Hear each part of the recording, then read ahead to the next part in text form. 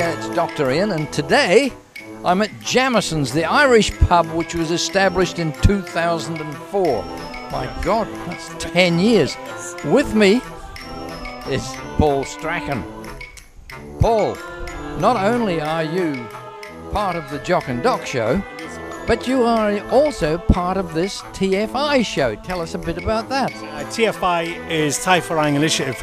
We set it up about August last year, and the idea is to make fun events for charity. That sounds like the Pattaya Mail. It's a fun event for charity. No, you may cut that out. Yes. No, what we try to do is get away from sort of networking and stuff like that. There's lots of that going on, and you and I have covered dozens and dozens of it on TV. But we thought, well, all the stuff that you would go to in the UK, like a 70s night or an 80s night, or some themed sort of event, doesn't seem to happen here very often. So we thought, well, let's see if there's a market for that. So that's what we did. We had an 80s night, we had a disco night, we've just had a Top of the Pops night. But it's not just about drinking and dancing. We also did a Jolly Kids Christmas here at Jameson's previously, and today we've came back to Jameson's for another Kids Day. Well, I tell you what, there's heaps of kids here, and Dr. Penguin seems to have managed to sort of keep them all under control. How? He's, hopefully we'll get a chance to speak to him. He's a real star, and he's just one of those guys. As soon as he starts, the kids are just transfixed, But today's a free event, so nobody actually pays to get in.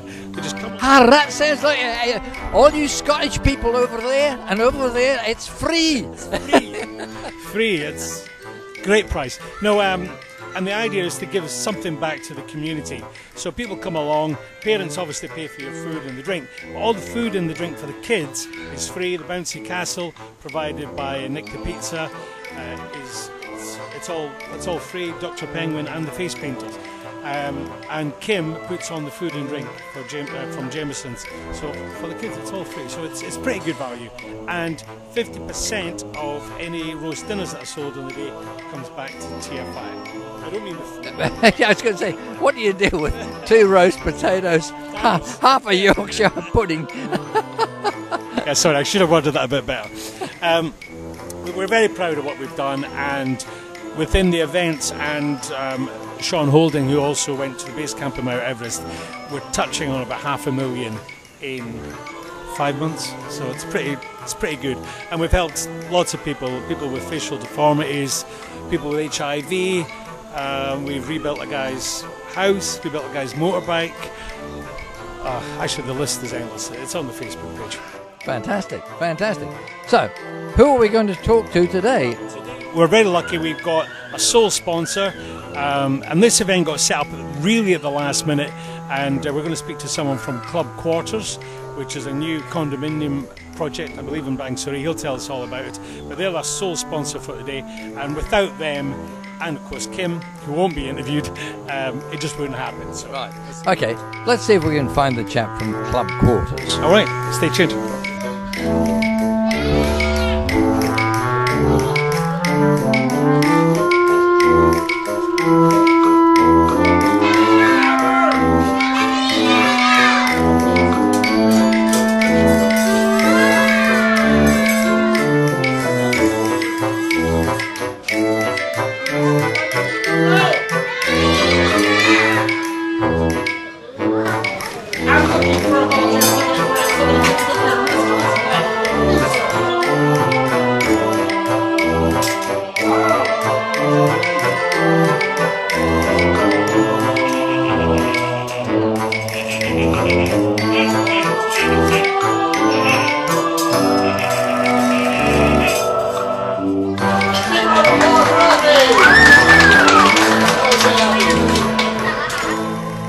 we've managed to find somebody from your sole sponsor. Now, is this an SOUL sponsor? Very good, very good. No, SOLE, I believe. Alan Cohen. Alan, welcome to the show. Thank you. You'll regret it afterwards. But you're from a group called Club Quarters. That's right, yeah.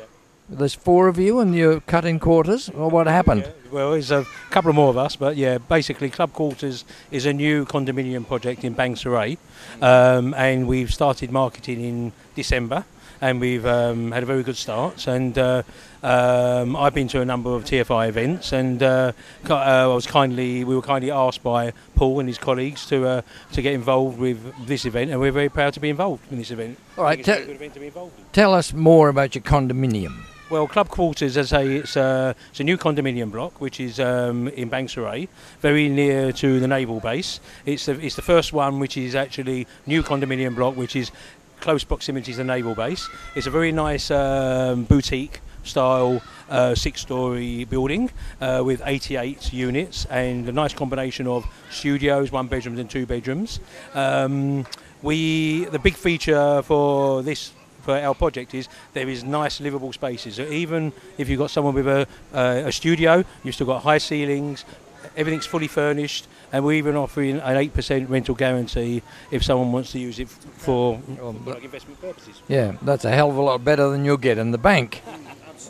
We hope so. And one of the great things about Bangsaray is now it's really up and coming, isn't it? I mean, there's a lot of activity down that way, and you can see that there's not just in terms of development, but obviously with the theme parks and everything, it's going to become a very important suburb of Pattaya, really. That's right, Paul, because I've been coming to Thailand and Pattaya for 10 years, first as a tourist and then investing in property myself. But I've been living out here full time for 1 year, and I only really came to notice Bangsaray in the last 4 or 5 months, and like yourself, you say there is a lot of people moving into the area. It's a very nice community down there. It's a little bit quieter than Pattaya, but near enough that you can still get into Pattaya, and there is many things happening, as you say, principally the new water park, and you've got quite a few other attractions like the tropical garden and very nice beaches and very nice golf courses there. Well, I go back a bit further than that, but when I first came to Thailand, which was 1975 on holidays, Pattaya and Jomtien were quite separate. Quite separate. It was a dirt road over Tapraya. Mind you, it's been a dirt road since many times, but it was completely separate. And now it's all the way from Naklua right the way through to Na Jomtien. You're next. Well, I think you're right, because the coastline is joining up. And that is the reasons why, where before, it was 20 minutes down the road, it's not that far now. So, Sure. That's why we are very happy to be down there, and we're getting very good response from agents in Pattaya who are saying that their customers are now asking about Bangsaray. Okay. Alan, tell us about, you've got some young Thai guys with you today, and they are representative of a project that you guys are really trying to support in Bangsaray. And my understanding that any profits from today with TFI will then go back towards that as well. So what is it who are these people and what are you trying to do? Okay, well so we've got a group of young lads down here, and their mentor really. This is the local Thai boxing, Muay Thai club, and the people behind Club Quarters are all into fitness, and they've had some history with boxing. So when we started to Sorry, I'm just looking at the fit figure here. Okay. Carry on. Yeah, I know. I'm just starting to get back into it. That's great. Yeah, and as a doctor, you'll recommend that I should do a bit more exercise. We found out that there was this local Thai boxing club, and when we started to visit them, they had the facilities were very, very poor, a lot of old stuff. So we've started to support it ourselves. So we felt that this was a very good cause to incorporate into the charity. When you asked us to nominate a charity, we supported them, and they're good lads, and they've come down. I'm pleased they've been able to come down today and mix in with the other children, the other kids. Excellent. Good. I was just going to ask, what age group are they? Because I couldn't quite put my finger on it. Really from about 9, 10 up to about 15, 16. Okay. No, like a cross section. All right. Okay. Well, it's great that you're doing it. I mean, you know, as a founder member of TFI, you know, we quite frankly we can't do it without support of guys like you. And of course, it would be easy, just as easy for you to say, well, no, we'll just put the money straight to the charity. But what you've done now is you've actually helped create an event, and hopefully we've given you a little bit of exposure, not just on PMTV, but to the community here in Padiham. Oh, thank you very much for the opportunity, and we're really, really proud to be involved in an event like this. Right. Thank you. And we're looking forward to seeing you fighting in the ring. You're going to start with sort of 3-round events and go on from there. As long as I can do it with you, Doc, then no problem. Nice answer. Ooh. Thank you. Thanks, mate. Bye-bye. Bunny creeps out, Little bunny creeps out, and caresses his nose. Combs out his hair he combs out his hair, with his fluttering toes. Blinks at the sun and commences to run with a skip and a hop and a flippity flop. nibbling the clover, Hop, flippity flip flop, wherever he goes. wherever he goes. But only when he is quite easy in mind does he button his little white tail down behind.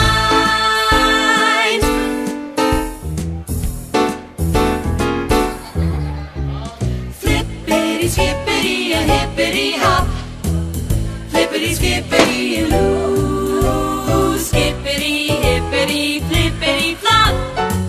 This bunny sure can hop. Flip flop, he likes to nibble the clover. Bunny creeps out and caresses his nose. Blinks at the sun and commences to run. Skip hop, flippity flop, nibbling the clover, Hop, flippity flip flop, wherever he goes. wherever he goes. But only when he is quite easy in mind does he button his little white tail. Button his little white tail. Button his little white tail down behind.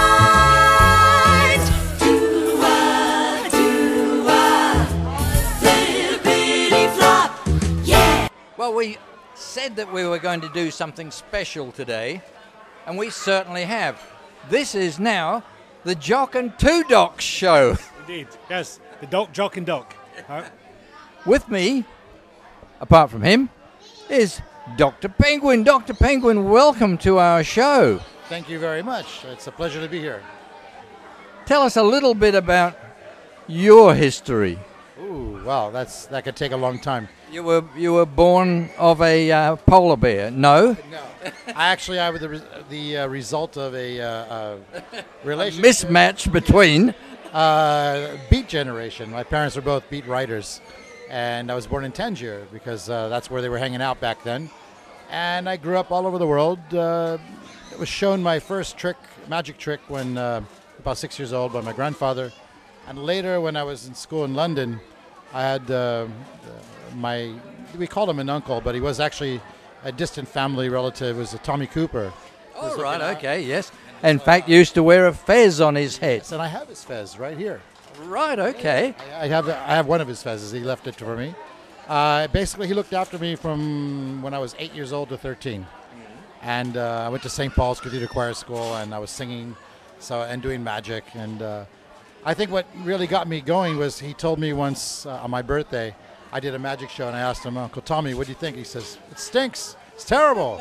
You got to get out in the street and do some shows. Then you know what to do. So I did, and I ran away from school, and they found me 2 weeks later in Lincoln doing shows in front of the cathedral. And I had really improved my act, and the police picked me up and said, what are you doing here? I said, my Uncle Tommy said I should run away from school.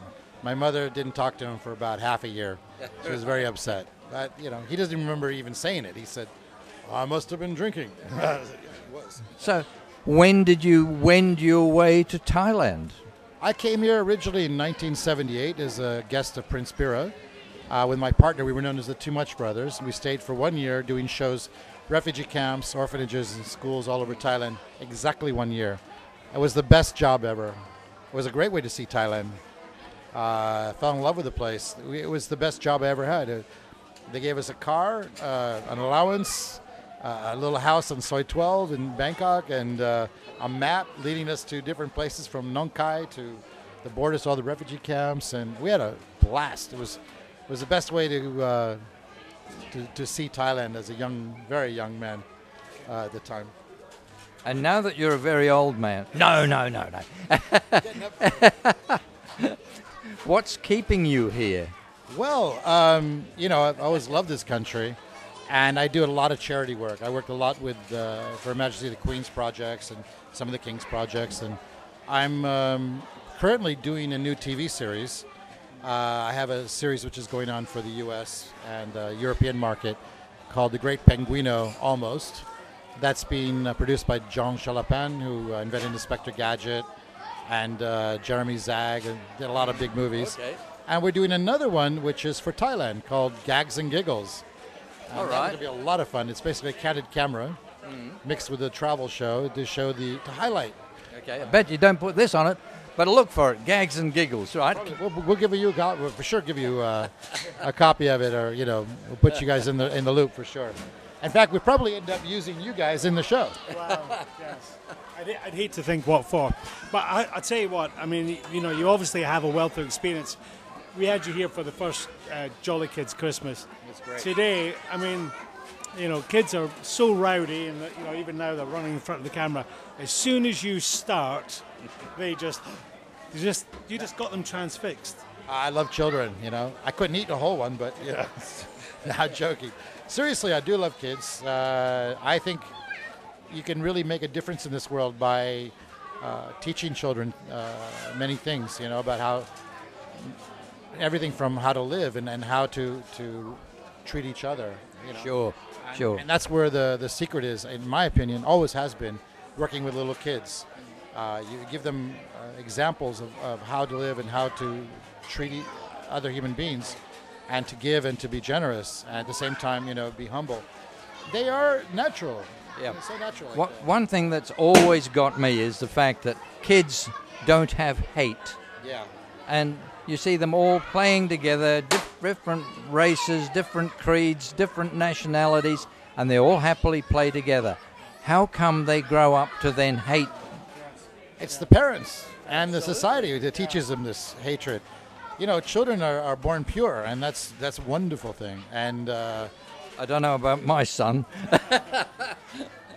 nah, they're all good. All kids are good. It's only that we change them as they grow. And I do a lot of shows for schools. I've seen all over the world. I've done from everywhere from Zimbabwe to Papua New Guinea to China to wherever, Japan, Europe, America, Canada, and kids are kids everywhere. You can do the same trick for children in Papua New Guinea you do in Canada or the United States, and they're all laughing and going nuts.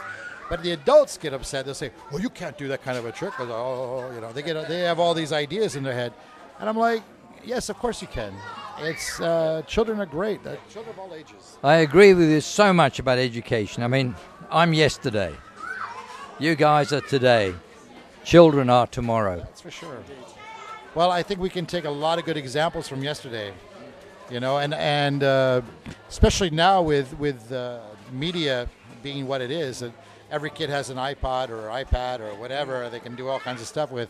They're learning at a very young age to be totally indulged in electronic gadget. Sure. And they're not socializing with each other. I've done shows, I'll give you an example, really nice restaurants. You go there, and I'm there to do magic table to table. And the family of four will sit down, parents and two children, and everyone pulls out their phones, and they're doing this, and they don't talk to each other. Sad. And I think, whoa, hello, have a conversation. You're a family, for God's sake.